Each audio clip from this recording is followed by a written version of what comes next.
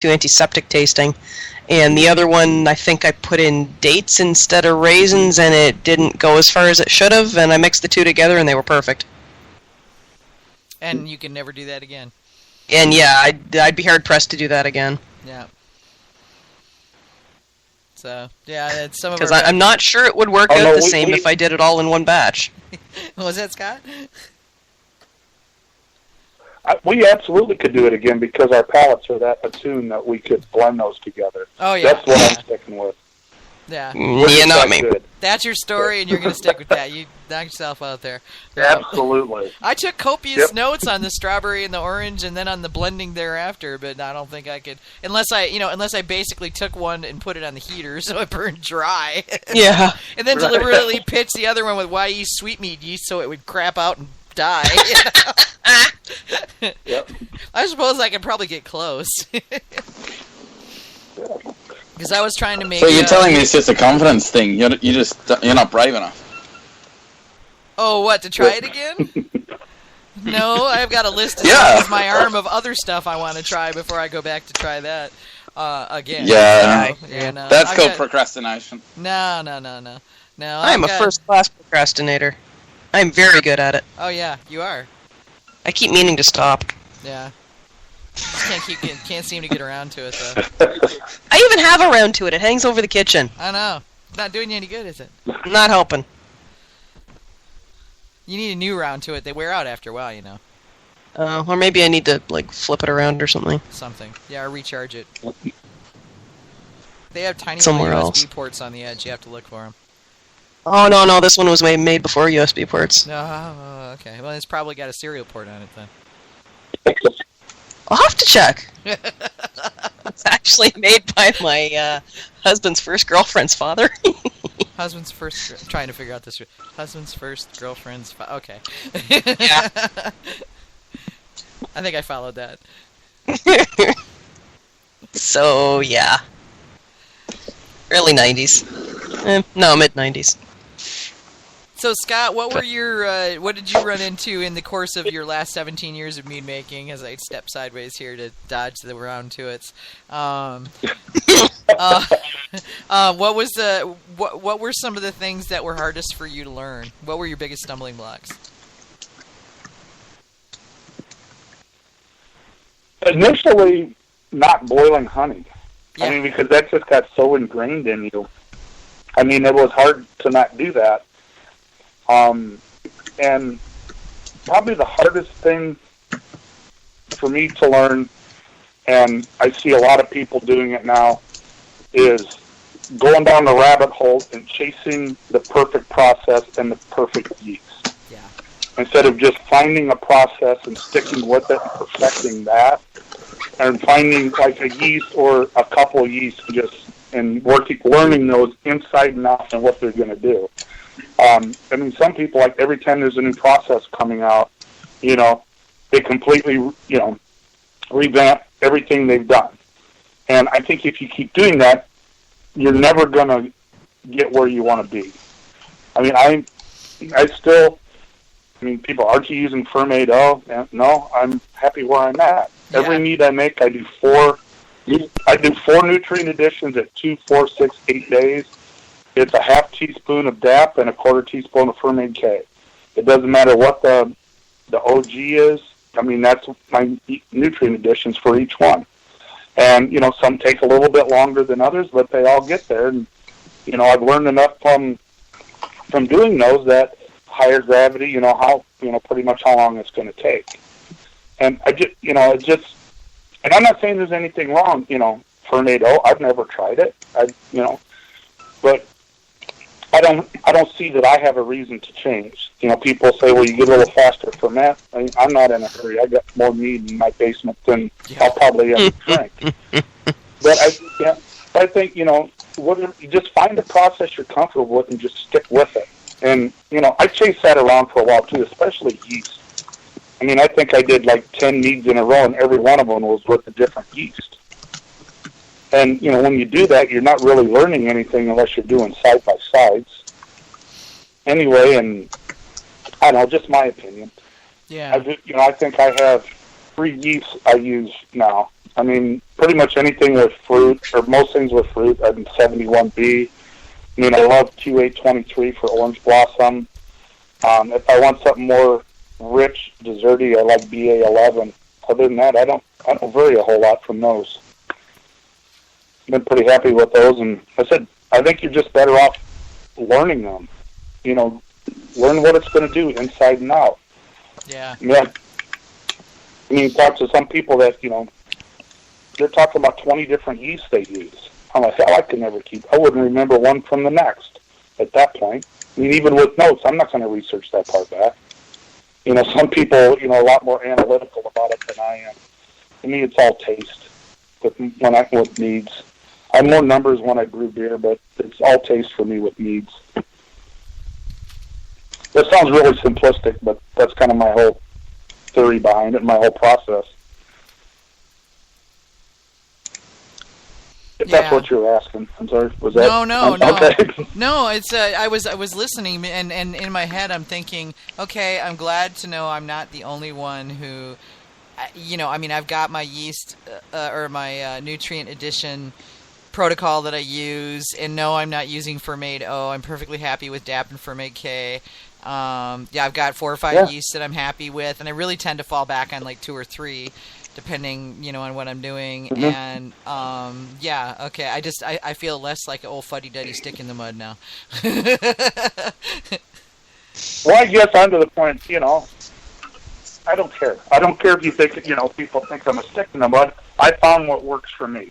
I mean, this is my, you know, and I've, you know, had some reasonable success with doing it. So you're telling me I've never used Fermate K or any Fermate product yet. I shouldn't go changing my procedure just because that's what everyone else does. I should just stick with what I'm doing. Are you happy with what you're making?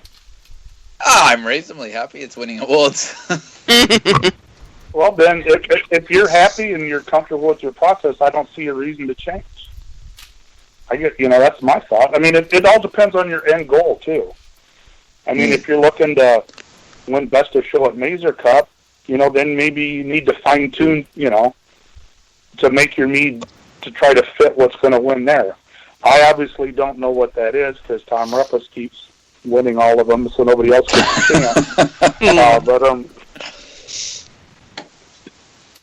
But no, I mean, if you're happy with your process, you're happy with your meads, then I wouldn't change it. I don't plan on changing mine. You know? And on the other hand, you know, you could try new things just to see if there is any improvement, but you don't be afraid to, you know, you don't have to change for the sake of change. Exactly, yeah. I understand. And I was just thinking that if I, you know, was a hardcore with that, I'd still be boiling honey. You know, so that's kind of contradictory what I just said there. Yeah, but you know, somebody said to you, I guess, you know, you shouldn't do that highly laborious task. You don't need to. It's a lot easier to say, okay, I'll try. Right. Well, yeah, exactly. I guess, you know, what I'm doing now with the DAP and the Fermate K is the very first staggered nutrient thing I learned. And I've used it ever since, and I've kind of worked on different numbers, and I found out that those additions work really well for me. You know, yeah, I guess I probably should try Fermate O. It sounds like work and research. Yeah. Well, I ended up no, with I don't a have to container. research it. I'll just post on Got Me Live and ask a question. I don't need to research There you go. Well, I got a container of Fermate O from Steve, who brought a bunch of meads by for a mead tasting here a couple of weeks ago, and I think we're going to have him on the show eventually once he's got his numbers tabulated. But he gave me a whole bunch of Fermate O because he says all it has done for him is ruin every mead he's put it in. He can taste it. There's something in it he doesn't like. Yeah. So, you know, I'm going to, when I start brewing again, I'm definitely going to give it a try, but I'm going to do side by side so I can compare. And that's the way I work best because I don't have a particularly sophisticated palate, so if I'm going to try something, I always have to have a control. Right. I mean, if you're going to compare it to what you've done or you're doing now, you have to have a control. I mean, I think I remember what a bottle I had a year ago tasted like. But, yeah, no. You know, no, I can't even remember a week ago, you know? Well, yeah, I mean, I may have a rough ballpark, but as far as fine-tuned flavors, I wouldn't know that. Mm-hmm.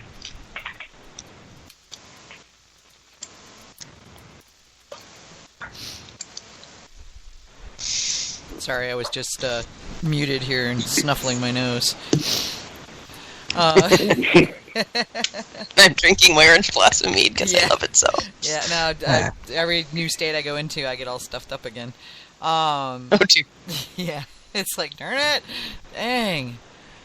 So have you got a favorite honey? Oh, I have favorite honeys for different things. Favorite honey, probably Tupelo. I just can't afford it to do it when I want. Traditionals, I love orange blossom. Typically, I don't. I've really come lately to like orange blossom pine nuts, especially with the spicier grape, like Pinot Grigio, and actually Gewürztraminer is one I really like. I love Gewürztraminer. Yeah, I did my mead that took Meadmaker of the Year. I also took second place in fruit mead category, and it was a orange blossom Gewürz pine nut that took second in that. Oh my! And I actually liked it better than the one that won. But if they pick one of those two, I'm happy. Yeah. But another one that I just recently came across, and it was in the mead that won Meadmaker of the Year, was bamboo honey.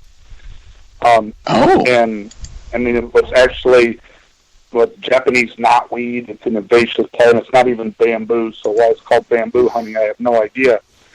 But I had this idea. I wanted to do a fig mead, and I wanted like really dark, rich flavors with that.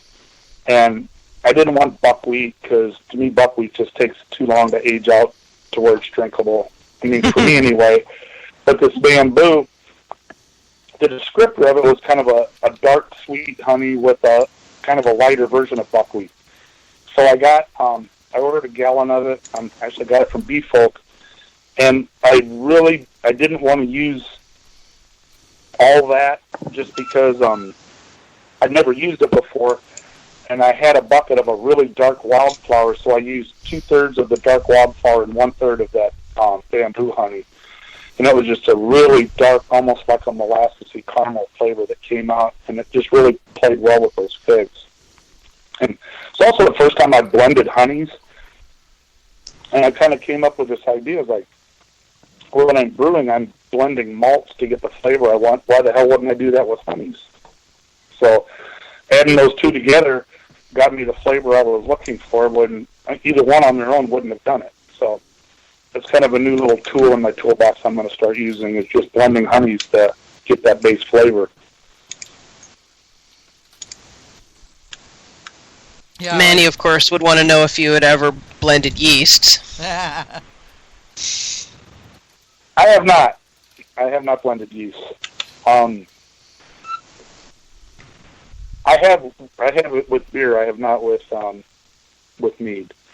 And I did in beer because I needed 2 packs and I only had one, so I ended up blending them together. But no, I have not done that with mead. Okay. I don't know that I'm opposed to it. I just haven't done it. Yeah, I've never blended yeast either. I tend to just use the one that I'm using and kind of go with that.